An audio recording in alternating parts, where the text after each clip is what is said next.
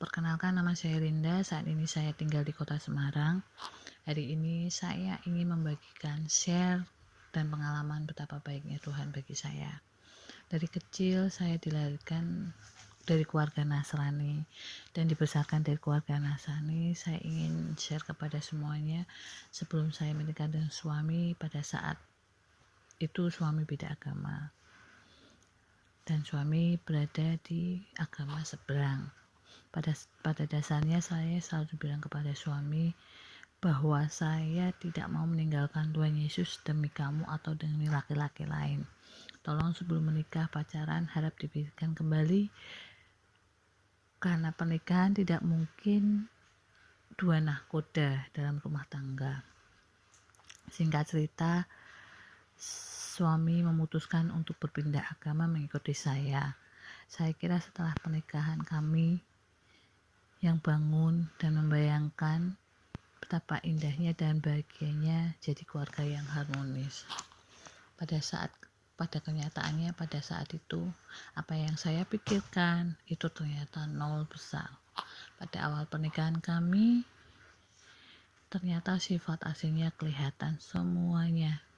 Dari pernikahan awal kami sering bertengkar. Pertengkaran demi pertengkaran sering kami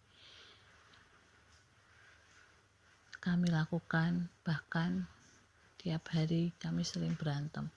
Hal yang di pertengkaran itu masalah teman, minum, bahkan dia sering hampir tiap malam dia selalu meninggalkan saya hingga berbulan-bulan tidak pernah pulang. Kemudian saya berpikir, apa dengan saya hamil bisa merubah kebiasaan dia untuk bisa berubah? Ternyata saya salah. Saya hamil anak pertama malah menjadi kelakuannya semakin berantem, semakin mabuk, hingga akhirnya saya terjatuh dari pertengkaran itu.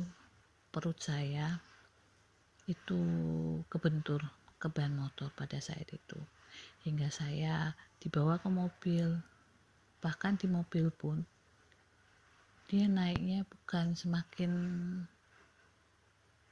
pelan, tapi semakin keras, hingga naiknya ugal-ugalan. Tapi bersyukurnya dan puji Tuhannya, Tuhan masih sayang sama saya dan anak saya, hingga pada akhirnya pada akhirnya dokter mengatakan bahwa kandungan saya itu lemah, dan saya pun puji Tuhannya selamat, dan anak dalam kandungan saya juga selamat. Dari hari ke hari hanya tangisan demi tangisan yang saya rasakan.